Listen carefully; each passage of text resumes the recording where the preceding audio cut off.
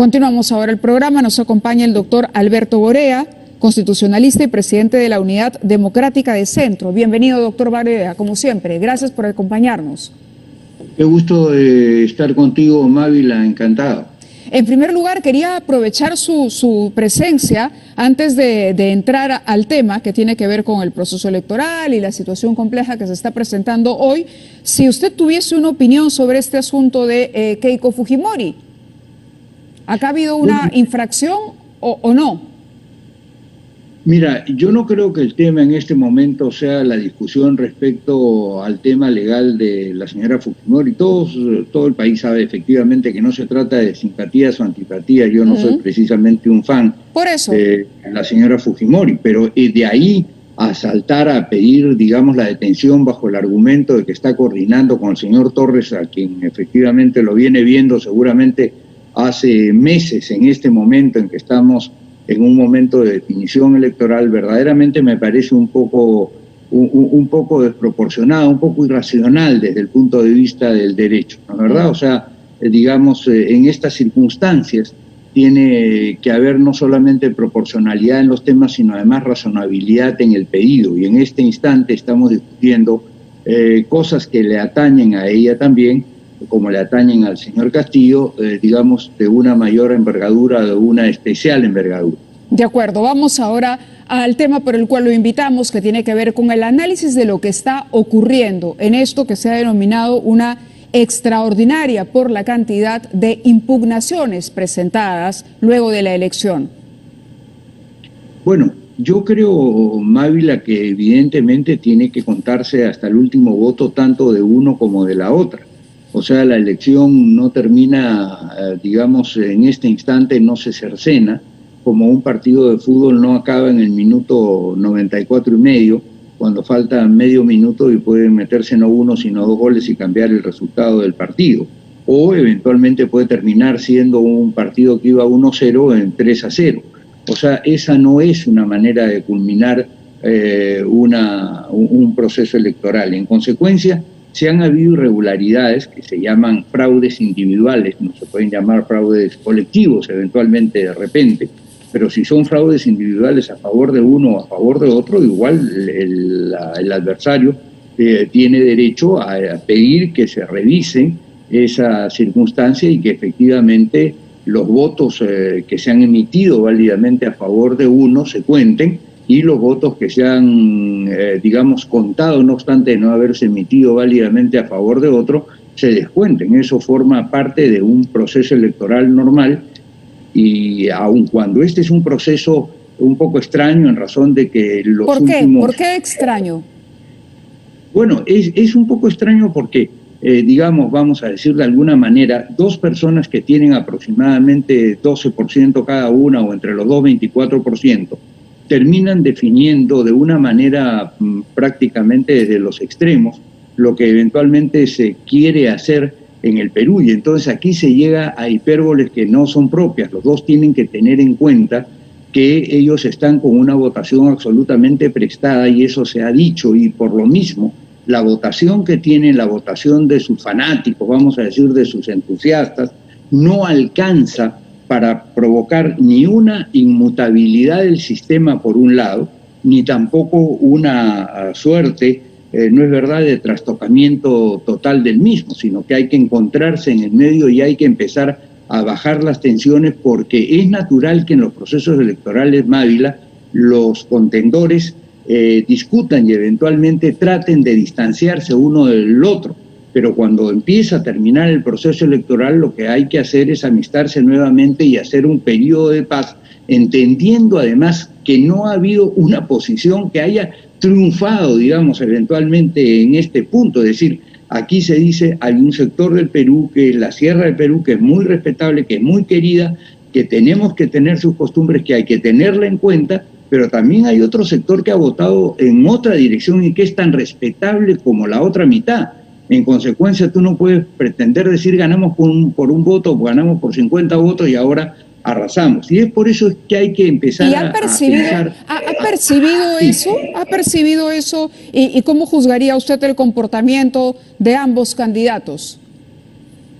Bueno, mira, hasta este momento bien, pero espero que no empiecen ese tipo de presiones eventualmente en la calle de uno y otro lado, en las puertas de uno y otro funcionario, especialmente cuando ya se pasa de lo institucional a lo personal, cuando ya se pasa a violar los derechos de los ciudadanos del Perú, ya sea la tranquilidad, ya sea, digamos, a su propiedad privada, ya sea a su honor, a su reputación, a lo que fuere.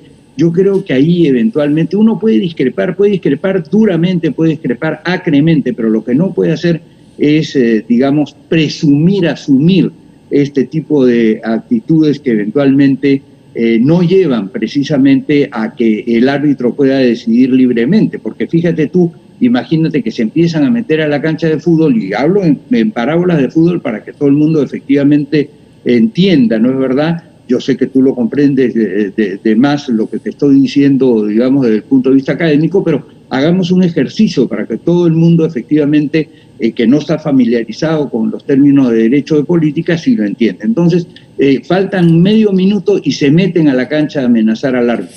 Como tú comprendes, tú no puedes pedirle un comportamiento absolutamente santificado a ese árbitro. Y eso es eventualmente lo que deberías de pedirle, y para eso no tienes que presionarlo, y eventualmente los encargados de mantener a las personas en las tribunas, pues tienen que mantener a las personas en las tribunas, ¿no? ¿Verdad? No tienen que permitir que bajen a la cancha. Hasta ahora no lo han hecho, pero la advertencia viene, o la preocupación, no advertencia, la preocupación surge cuando se ve personas protestar frente al jurado o a la OMPE. ¿A eso se refiere? ¿Qué son los árbitros en este caso? Sí, claro, esa es una de las maneras, o pretender eventualmente hacerle cargamontón a las personas que están efectivamente en contra de la postulación que uno está, a la que uno ha adherido, ¿no es así? Entonces no es que porque yo voté por uno ese tiene que ganar en un final apretado, no, puede ganar cualquiera, y si no gana ese cualquiera, pues eventualmente tenemos que trabajar para en conjunto encontrar un Perú. El Perú tiene que ir unido. Mira, tiene que haber una circunstancia en la cual en el país nadie se siente extraño, y ese ha sido uno de los grandes defectos, y a ti te consta porque hace años lo venimos sosteniendo, hace veintitantos años. Cuando tú haces un pacto, digamos, eventualmente que carece de legitimidad, donde la gente no se siente efectivamente integrante de ese país, sino se siente marginada de ese país, entonces naturalmente tú no construyes lo que Gaviria llamó, cuando promulga la Constitución o los cambios a la Constitución de Colombia en 1991, un tratado de paz interno, que es una frase que recoge un pensador americano que se llama Stephen Holmes, ¿no es verdad? Muy bien, aquí lo que tampoco puedes hacer es un alto al fuego, y pretender que el alto al fuego que está, digamos, en este momento tomado por la circunstancia de guerra, no solamente política, sino de guerra en el tema de salubridad de la pandemia, puedas tener la serenidad para hacer ese planteamiento. Entonces hay que prepararse para discutir los temas de fondo, y en esa preparación de los temas de fondo tienen que estar todos más o menos conscientes de que al ir a una reforma constitucional, que además, dicho sea de paso, se pidió desde el año 2000 prácticamente, de la salida de Alberto Fujimori del poder, y las encuestas ya de esa época, te estoy diciendo, le daban más o menos 28% a que siga igual el texto del 93, de 30 y tantos por ciento a que se regrese a la Constitución de 1979, en esa época todavía era posible, y más de 40% decía hay que coger un poco de ambos y hay que ver de qué manera prorrogamos, digamos, el sistema de progreso económico, y eventualmente trabajamos sobre los contrapesos del sistema político y damos espacio a los sectores sociales a cuyos derechos se han cerrado. Es decir, eso era lo que debimos hacer, y fíjate tú, por la majadería de no hacerlo en momentos de paz y de bonanza en el país, estamos hoy día, digamos, con un reclamo embalsado, en donde ya no hay eventualmente esa tranquilidad, esa serenidad, esa posición para hacer un cambio. Entonces, tenemos que tomar en cuenta que cuando queremos efectivamente pensar en el país, no podemos pensar en el inmediato presente y sobre todo en la coyuntura que hoy me favorece. ya sea Castillo, ya sea Fujimori, ¿no? De acuerdo, de acuerdo. ¿Eso quiere decir que usted está a favor de una reforma constitucional? Yo estoy a favor de que se haga, por cierto, una reforma. Estoy a favor ¿Una de nueva eso, constitución? desde el año 93. Puede ser, mira, yo creo que hay que revisar el sistema constitucional peruano. Y eso se hace a partir de una modificación del artículo 206 del texto actual. Podría hacerlo el Congreso que ha sido elegido, donde efectivamente no solamente están representados los dos extremos, cada uno de los cuales tiene 10%, sino están representados todos los que están en el medio, todo el conjunto de grises que ha sido elegido al Parlamento y que no es ni blanco ni negro, me dejo entender. Entonces eso permite eventualmente una constitución o una reforma del sistema constitucional equilibrada, donde haya, por ejemplo, algunos cambios que te voy a decir y que los planteo directamente. Por ejemplo, tenemos que pensar que en la reforma del sistema constitucional, la segunda vuelta no tiene que ser de 2 contendores, porque entonces se genera un choque, sino eventualmente de 3, porque cuando hay 3, siempre alguien se va a poner al centro y va a llamar a la moderación a los otros 2, no porque los convoque a esa moderación, sino que porque si no se moderan va a terminar ganando indefectiblemente el del centro, sobre todo en un país como el nuestro, que siempre ha tratado, a pesar de sus dificultades, de evitar eventualmente los conflictos. Claro, pero me imagino, perdóneme, solamente le hago una tingencia para el desarrollo de su idea, doctor Borea, pero me imagino un escenario en el que tiene 2 punteros claros, digamos, con 20 y tantos % y el tercero con 5. No sé, ¿también iría usted a una segunda vuelta en ese caso? ¿A una segunda vuelta incorporando a un tercer contendor en ese caso? ¿O ahí, por ejemplo, habría que establecer un porcentaje mínimo para una inclusión de un tercer participante en esa segunda vuelta? Bueno, eso podría estudiarse, es una buena tingencia la que tú planteas, digamos si hay una diferencia entre segundo y tercero, etcétera, etcétera, pero siempre la presencia del tercero, aun cuando sea 5, 6, 7%, o sea un porcentaje un poquito más alto, pero igualmente representativo, de alguna manera representativo, permite incorporar un tercer actor que le quita los filos de todas las hachas que se sacan para hacerse guerra entre un candidato y otro, cosa que además, dicho sea de paso, que es normal. Si tú ves, por ejemplo, los pleitos que ha habido en la elección de los Estados Unidos entre demócratas y republicanos, y no solamente en esta elección, sino en cualquiera de las elecciones anteriores, tú dices aquí lo que pasa es que se acarician entre ellos, pero pasada la elección o ya cuando se está contando la votación, se impone el sistema y se decide de acuerdo a lo que establecen las instituciones. Fíjate tú cómo, habiendo tenido la mayor cantidad de votos Hillary Clinton, más de 3 millones de votos sobre Trump en su momento, sin embargo, acepta el resultado electoral porque así es el sistema de votación indirecta en los Estados Unidos. Que tiene que ver con los colegios que gana, ¿no? Con los colegios electorales, con los colegios que electorales representan a Estados, ¿no? Exacto, es otra la organización. Dicho sea de paso, Castillo ha apuntado, en algún momento de la campaña ha mencionado la posibilidad también de darle una mayor autonomía a las regiones. Y ha hablado, incluso ha mencionado la palabra de estados federados. Yo no sé cuál sea su opinión, pero ¿qué reformas o cuál sería el camino para ese cambio? Porque hoy por hoy se está cuestionando mucho al Congreso actual de intentar de una manera express hacer cambios que de pronto pueden ser necesarios o que de pronto pueden ser discutibles, pero que no es la manera forzar una legislatura rápida, apretada, para, digamos, inclinar la balanza o ponerle candado a uno o a otro, cualquiera sea el caso, digamos, que se defina al final, el escenario político final. Bueno, todo esto tiene que ver eventualmente con esa modificación que se hizo de las normas de la Constitución del 79 para limitar el ejercicio del poder. La Constitución siempre tiene que ser un instrumento llamado a limitar el ejercicio del poder de quien manda, porque así se creó, precisamente para evitar los excesos de los gobernantes absolutos.